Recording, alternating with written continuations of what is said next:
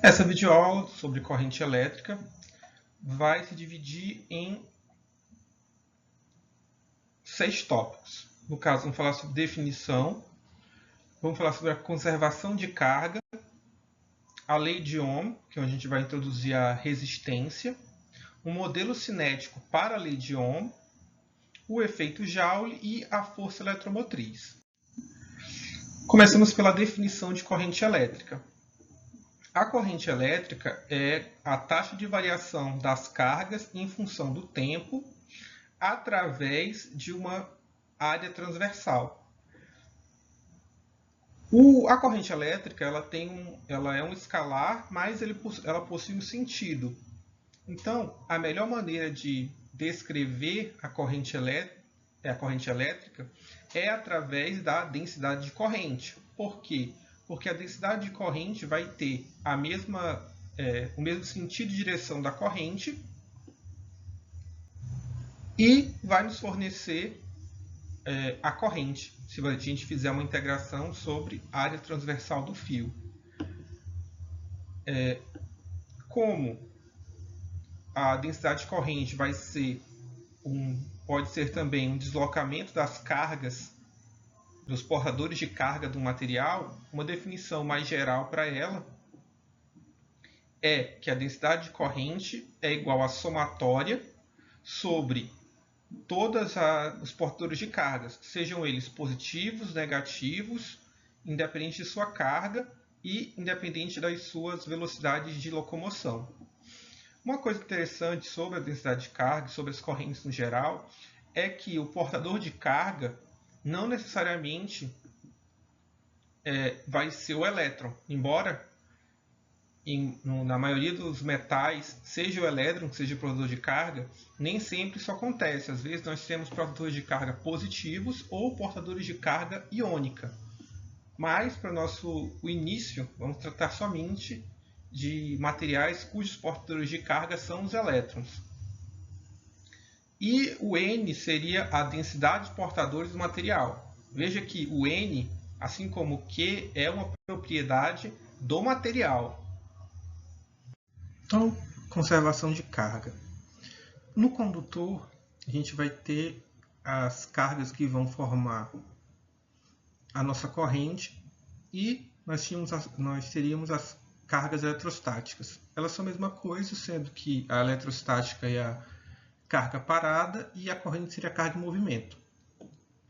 Só que quando a gente tem uma movimentação de carga, é comum que a fonte, ou no caso, a quantidade de cargas no condutor, varie de acordo com a passagem da corrente. Por que a gente tem que considerar isso? Porque, se a gente fizer uma analogia com um tanque, a partir da diminuição do nível do tanque, deve ser a mesma quantidade que sai pelo cano. Se isso não acontece, a gente vai ter a criação ou destruição, nesse caso, de matéria. No caso da conservação de carga, também é verdade, a gente não cria nem destrói cargas elétricas, pelo menos no nível que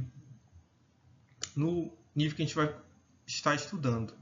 Pode acontecer a neutralização de cargas, mas nesse caso a gente não tem a eliminação, a gente tem a resultante das cargas igual a zero. As cargas ainda existem. Se a gente for transportar essa lógica para a eletricidade, como a gente tem estudado até aqui, eu vou ter que a taxa de variação da carga, no caso, saindo de um volume fechado, vai ser igual à densidade de corrente que atravessa a superfície. Lembrando que esse menos é devido à saída da carga.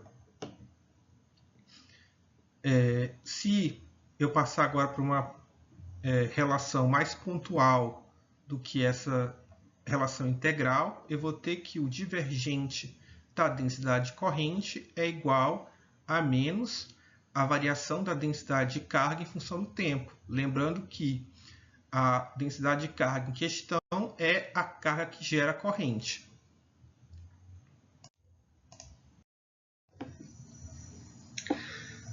A lei de Ohm. A lei de Ohm foi primeiramente descoberta, como o nome indica, por Ohm.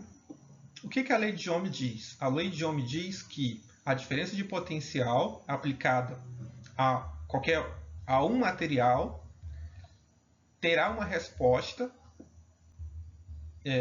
de uma constante vezes a corrente. Nesse caso, a gente chama isso de resposta linear. Muitos materiais respeitam a lei de Ohm. Então, se criou uma maneira de classificar os materiais em relação ao comportamento deles. Então, fios, no geral, todos os materiais metálicos, de modo geral, pelo menos os elementares, respeitam a lei de Ohm. Alguns materiais ou alguns equipamentos eletrônicos, no caso só os elementos eletrônicos, que não respeitam a lei de Ohm, por exemplo, são lâmpadas incandescentes, diodos, diodos. Tem outros LEDs também, eles não respeitam a lei de Ohm. Por quê? Porque essa é a natureza do material. Veja que a maneira como um material responde a uma diferença de potencial, que vai gerar uma corrente, talvez, é particular de cada material. Essa constante de proporcionalidade, a gente vai chamar de resistência, ela tem algumas, no caso da lei de Ohm, ela tem algumas características relacionadas ao condutor, ou ao material em questão, no qual a gente está analisando a relação de diferença de potencial e corrente. No caso de um condutor comum, a relação, ou no caso a resistência, varia com o comprimento do fio, a área de secção transversal e a resistividade, ou o tipo de material. Então, se eu fizer, por exemplo, um fio de cobre e outro de ouro, por exemplo, eu vou ter resistências diferentes, mesmo que eles tenham o mesmo comprimento e a mesma área transversal.